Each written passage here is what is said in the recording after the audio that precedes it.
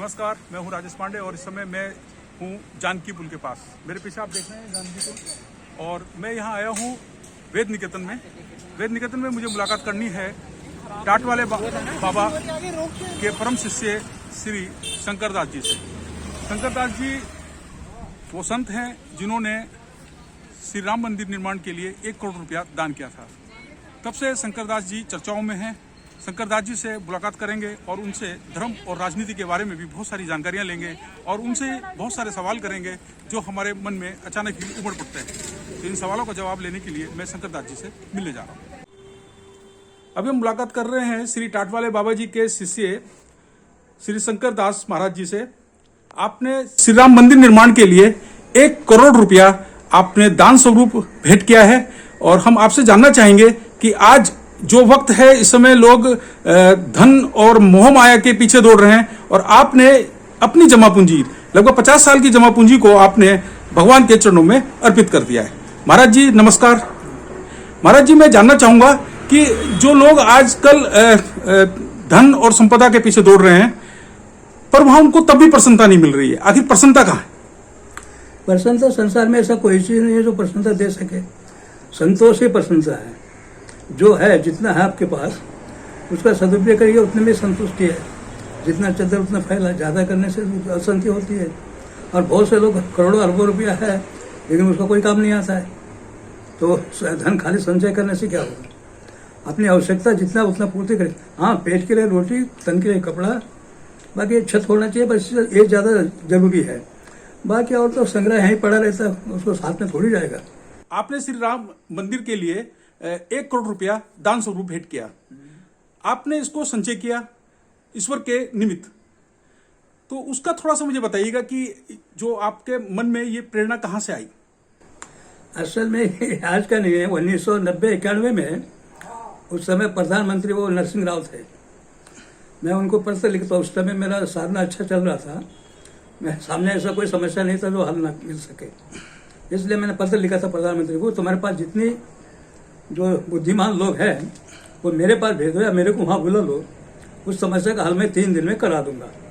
और हमेशा मेरा ये होता है कि जो किसी ने नहीं किया उसका मैं हाथ करना चाहिए, ऐसा होता है। ये हमेशा बचपन से ऐसे स्वभाव है मेरा। अगर कोई कुछ कर रहा है तो मैं उसमें दखल नहीं करता, अलग से जो नहीं कर सकता उसको करने का। तो उसको मैंने लिखा था, तो उन्होंने फिर वहाँ से उत्तर भी आया मेरे पास में कि प्रधानमंत्री का वो उनका पीए का कि प्रधानमंत्री का मेरे को आदेश हुआ है आपको उत्तर देने का, आपका पत्र मिल गया है, ऐसा करके उत्तर भी आया था। उसके बाद जब कोर्ट के द्वारा, सुप्रीम कोर्ट के द्वारा जब समस्या हो गया है, मेरे को खुशी हुआ और मेरे को यह निश्चित है कि हमारे जीवन काल में इसका फैसला अगर कोई नहीं करेगा तो मैं कर दूंगा। ये मेरे को अंदर से एक उफान सी आती थी। लोग धन के लिए ना तो भाई को देख रहे हैं, ना परिवार को देख रहे हैं, ना अपने लोगों को देख रहे हैं। वो हमेशा धन के पीछे दौड़ते हैं, धन उनका आकर्षण है। पर आपने धन तो 1 मिनट में आपने त्याग दिया, तो आप उनको क्या मैसेज देना चाहते हैं? हाँ, उसका बात तो मैं अब समझा। पहले मेरे को इसका कोई विशेष महत्व नहीं था जी, पैसा है ठीक है, लेकिन बाद में जब सारे उत्तराखंड के बड़े बड़े मंत्री संत्री उधर इधर के पत्रकार पूरे देश में हल्ला गुल्ला होने लग गया ना। पहले मेरे को किसी ने ये नहीं पूछा कि तुमने क्या साधना किया, क्या अनुभव किया, भगवान क्या मिला, पैसा मिला, ज्ञान हुआ, नहीं, किसी ने नहीं पूछा। अब ये पैसे के पीछे सारी दुनिया दौड़ रही है। पैसे की वजह से मैं इतना प्रसिद्ध हो गया, नहीं तो कोई नहीं पूछता था मेरे को जंगल में। पैसे की वजह से सब पूछने आने लग गए, एक के बाद एक दूसरे के बाद। मतलब आपका कहना है कि जब मैंने दान किया 1 करोड़ रुपया तब लोग मेरे पीछे दौड़ने लगे कि बाबा जी बताओ। अब अभी भी वो पैसे के संबंधित बात करते हैं, ये नहीं कि चर्चा भगवान का ज्ञान का ऐसा कुछ नहीं होता है। नहीं, हम तो आपसे भगवान के बारे में चर्चा करने आए हैं। चलो कोई नहीं, ज्यादा तो पैसे का शुरू तो वहीं से होती है हर जगह जी। कोई नहीं, लेकिन ऐसा है ना जी, पैसा कोई चीज नहीं है जो आपको जीवन के लिए जरूरत है। अभी कोई डायबिटीज का मरीज है, उसमें क्विंटल के हिसाब से मीठी चीजें हैं, क्या करेगा उसका? ऐसे धनवान का भी है। कई लोग बीमार है, डॉक्टर सब बता देते खाली ये दवाई खाना, ये नहीं खाना, वो नहीं खाना, ऐसा नहीं करना, ऐसा नहीं करना, तो वो पैसा क्या कमा रहा है? संग्रह है कि वो मन की वासना है। वासना से लोग कोई भी चीज इकट्ठा कर देते हैं। असली जब जरूरत है उतना ही रख लो, बाकी तो ठीक है, करो जो ड्यूटी समझ करके, लेकिन ये नहीं कि उसके पीछे भागो, उसके पीछे जीवन लगा दो। अच्छा, एक सवाल बाबूजी अक्सर लोग पूछते हैं, कहते भी हैं, अगर यही पैसा आप विद्यालय के लिए देते, आप किसी अस्पताल के लिए देते, आप किसी और जन कल्याण के लिए देते, तो इस पे आपका क्या कहना है? ये सबसे बड़ा हॉस्पिटल है मंदिर। आपका शरीर केवल वात पित्त कफ, ये 3 चीज का हॉस्पिटल में इलाज होता है। आप ये शरीर का इलाज होता है। मन का इलाज सबसे ज्यादा लोग मन का है, आपका भावना का है, आपका कर्मों का है। ये मंदिर में जाकर के उनका हर बीमारी का इलाज मंदिर में और मस्जिद में होता है। इसलिए वो सबसे बड़ा हॉस्पिटल है। वो हॉस्पिटल ही है। लोग समझते हैं मंदिर मंदिर भगवान है, लेकिन वहां जाके हर एक का इलाज होता है वहां पर। ये सबसे बड़ा हॉस्पिटल है। जिसने अपने को ईश्वर के निमित्त कर दिया, उसका कल्याण निश्चित है।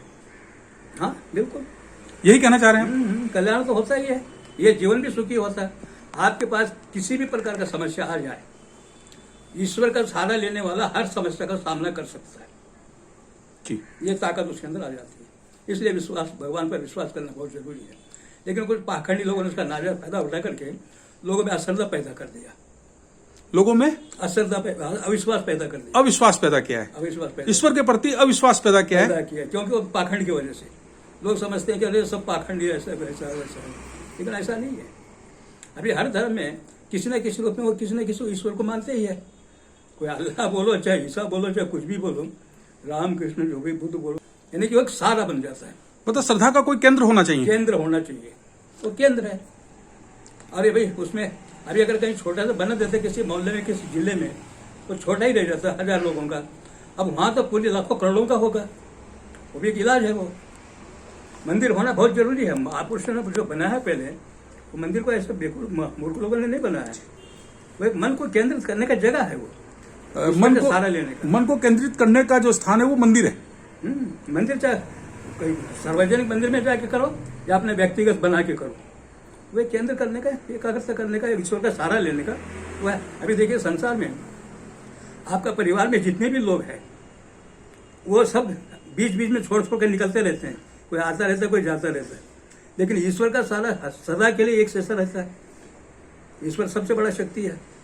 और वो चाहे तुम बूढ़े हो जाओ, जवान हो जाओ, चाहे किसी भी आपत्ति में हो, चाहे सुख में हो, दुख में हो, हर जगह ईश्वर का सहारा मिल जाता है। इसलिए ईश्वर को मानना जरूरी है हर एक को। ईश्वर की भक्ति जरूरी है, ईश्वर के प्रति आस्था जरूरी है, ईश्वर के प्रति श्रद्धा जरूरी है। बिल्कुल। और ये आपको हर समस्या का समाधान, हर समस्या का मुकाबला करने का ताकत आ जाती है। मतलब आप उन लोगों की जो बात है, जो लोग कहते हैं कि साहब मंदिर की जगह अस्पताल की बात जो करते हैं या जो विद्यालय की बात करते हैं, आपका कहना है कि जो मंदिर है वो भी एक तरह का अस्पताल की भूमिका निभाता है। मंदिर ही हॉस्पिटल ही है। वो मानसिक रोगों का इलाज होता है वहाँ। हमारे देश में मानसिक रोगी नहीं है, मनोवैज्ञानिक रोग नहीं है, लेकिन वो मंदिर में जाके सबका इलाज होता है। हमारे देश में सबसे ज्यादा, दुनिया का सबसे ज्यादा बीमार लोग हैं यहाँ। इसलिए धर्म के नाम पर देखो आपस में कैसे एक दूसरे से कटे रहते हैं, दूर दूर मिलकर नहीं रहते। क्यों? ये सारा मानव विज्ञान है।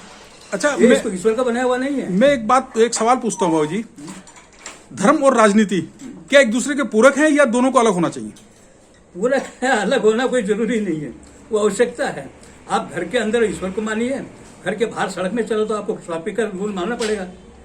आप अपना मर्जी से थोड़ी सड़क में चल सकोगे। ऐसे धर्म है। धर्म एक सामाजिक व्यवस्था है, अपराधियों के लिए संभालने के लिए या सज्जनों की सुरक्षा के लिए।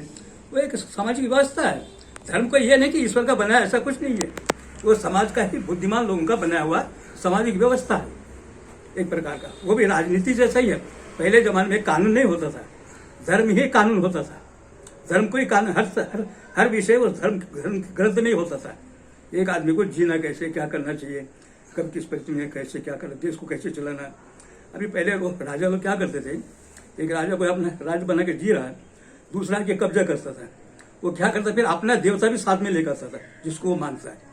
वो फिर अपना देवता को वहां खड़ा कर, देखो ये मेरा देवता है, जो भी मेरा राज्य में रहते हैं वो सब इसका पूजा करो और मेरा कानून के अनुसार चलो। तो सारा कानून बदल देता था। वो ये धर्म एक कानून है, व्यवस्था है। वो ये धर्म को ईश्वर का बनाया कुछ नहीं है इसमें।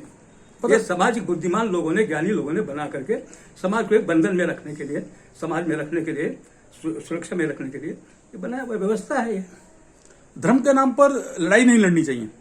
नहीं, लड़ने की जरूरत ही नहीं है। अभी किसी देश में अगर कोई कानून चल रहा है, हम उसके साथ उसका कानून बदलने की लड़ाई थोड़ी कर सकते हैं। हमारा अपना कानून अपना देश का है, उनका कानून अपना उनका देश का है। तो उसमें हमको लड़ने की जरूरत ही नहीं। मतलब कुल मिलाकर आपका ये कहना है कि धर्म और राजनीति एक दूसरे के पूरक है। हाँ, जरूरी है वो। धर्म ही राजनीति है, राजनीति धर्म है। जो राजनीति अगर धर्म समझे वो राजनीति करने वाले, तो वो कभी ऐसा उपद्रव नहीं करेंगे, सही बात। ना पब्लिक को दुख देंगे। वो भी वही धर्म है असली तो, लेकिन कुछ लोगों ने उसको अलग माना है। भाई ये जो भगवान का भक्ति है वो व्यक्तिगत कर सकता आदमी, जो समाज में जीना है वो राजनीतिक समूह बना दिया, लेकिन वो सब एक ही चीज है, एक ही चीज है, अलग अलग कुछ भी नहीं है। अच्छा, जीवन में प्रसन्न रहने के लिए आप कुछ उपाय बताएंगे? जीवन में प्रश्न जो आपके पास है, जितनी आपकी शक्ति है उसमें संतुष्ट रहिए। ये नहीं कि हाँ दूसरे को पुरुषार्थ करिए, दूसरा का धर्म है तो मैं भी ऐसा बनूं, ऐसा पुरुषार्थ करिए। अगर अभी जैसा मैं हूँ, अभी मैं हवाई जहाज तो खरीद नहीं सकता, मैं क्यों सोचूं उसके बारे में? जिसको आप कर सकते हैं उसको सोचो, जो नहीं कर सकते उसको छोड़ दो। अच्छा, अभी तो आपने श्री राम मंदिर के लिए एक भेंट किया है, प्रभु के चरणों में अर्पित किया है। अब आगे का कोई योजना है किसी और उसके लिए, किसी और धार्मिक कार्य के लिए या किसी और लोक कल्याण के लिए? मेरा जीवन इसमें है, और जो भी मेरे लिए ऐसा कोई समस्या है सब मैं तो चाहता छोटा मोटा नहीं, ऐसा जो कोई नहीं हो सकता है ऐसा समझता अभी भी हाथ डाल सकता हूँ मैं। आप कर सकते शक्ति के अनुसार मैं जो भी होगा, लोक कल्याण के लिए आप हमेशा तैयार। बिल्कुल। हमसे बात करने के लिए बाबू जी बहुत बहुत धन्यवाद आपका, और मैं चाहूंगा कि आप दीर्घायु हों और इसी तरह से प्रजा के कल्याण की बात आप करते रहें, लोक कल्याण की बात आप करते रहें। धन्यवाद हमसे मुलाकात करने के लिए, धन्यवाद।